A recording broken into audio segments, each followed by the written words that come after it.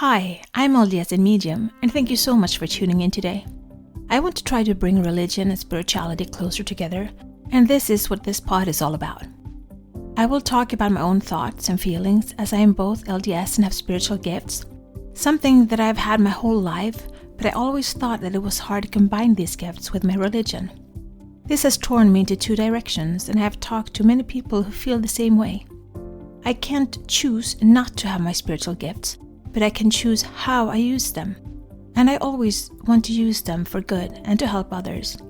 I believe my heavenly parents gave them to me for a reason. So, this is me. Join my quest for knowledge. November update. 1 step forward and 2 steps back, or 2 steps forward and 1 step back. Sometimes you need to do a reality check just to see where am I today. For me, I got a reality check this past week.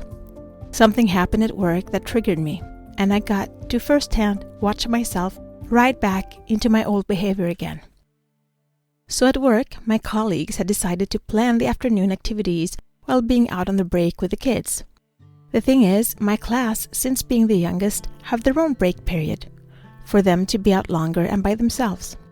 So when we came together in our planning time, and they said that we got nothing to plan because it's already done, I experienced a hostile takeover of myself. I immediately got moody and cranky and upset, but most of it all, I got quiet. I guess they were doing this to spare the rest of us planning time, but what I realized is that I'm still hurting over the disempowerment. I felt so strong, so happy, so me for such a long time now, and yet something this small and simple just showed me how far I still have to go and how fragile this sense of strength really is. I became quiet. And walking out of the room, I was having a battle in my head about staying quiet or speaking up. Staying quiet won. But then I had to really tell myself that then I'm making this choice to be quiet. I chose not to say anything. It was a great wake-up call to so many things. 1.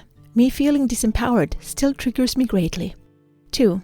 I could see it, feel it, analyze it, and deal with it in a different way than I would have had it been a year ago. 3. I got a little reality check on my current standings.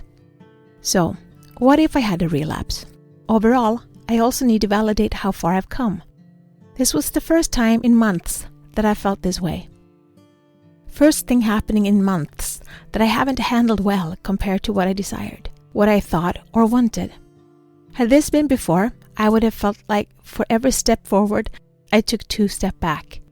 But now, I feel like this was 10 steps forwards and only a tiny half step back, because I was very much aware during everything.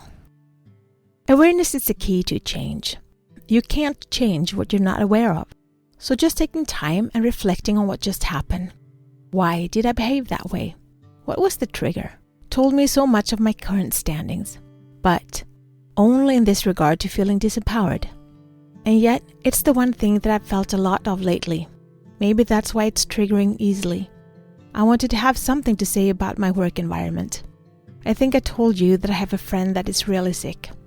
Uncurable, and the time is short. So I've been spending a little time visiting her. Just to not waste precious time here on earth. And maybe, by me coming, she gets a little ray of light into her world, which is a constant waiting right now. It makes me feel really disempowered. The only thing I can really do is pray. But then again, my will and God's will aren't always the same. And sometimes you just have to accept that we all have different life missions and different lifespans. And it took this little work hiccup for me to start reflecting on this. I also keep in contact with my cousin, and we're in such similar situations, and it's so nice to have her to talk to. And I look at my life and I realize that God has put these amazing women into my life. I have so many strong women that are fiercely protective of me. It makes me feel humble to know that I just need to reach out and they will help me, whether it be help me pick up my son late at night when the trains have stopped working, or taking me shopping at the store when my car wasn't working, having someone to call to just sit and cry while they hold space for me to do so. Someone to give me daily reminders of how far I've come and what the goal is right now. some that pushes me to be better, stronger, more fearless. And they are such great examples to me. So, while my life fell apart, I had a great foundation of friends, family, sisters, who caught me and watched over me while I had to rediscover who I truly am and reinvent my life of sort. So today, I'm doing a shout out to all the women in my life. I love each and every one of you, and to you who listens to my podcast and reaches out, even if it's just a small hello. It makes me really happy. And since last Sunday was Father's Day in Sweden, I know I have some amazing men in my life too, both friends, family, and listeners. But today, it felt like it was all about the women. So, this was a little update from me, from my life. Between family, my first work and second work, visiting my friends who are still or elderly, doing the pod. We're planning to start a course on intuition. So wish me luck. I need an accountability partner so I get going and don't stay in the planning phase forever. Until next time, be the light, share the light, spread the light, shine. This is my journey. Thank you so much for keeping me company today. Please download, like, share, and subscribe, and help spread the light and spread the word to expand our community. Let's bring more love, peace, and unity to this world. Take care of yourself and your loved ones. Always be grateful, kind, and loving. Be brave and remember to step out of your comfort zone and smile. If you support us on Patreon, you will get access to our meditations and extra materials so you can download them as MP3. Also, we now have a Facebook group, which you can access from our Facebook community. Please answer the questions as you apply to participate. It will be a safe haven where we can keep discussing religion and spirituality, our spiritual gifts, and self-development. Remember, one person can make a difference, but together we can change the world.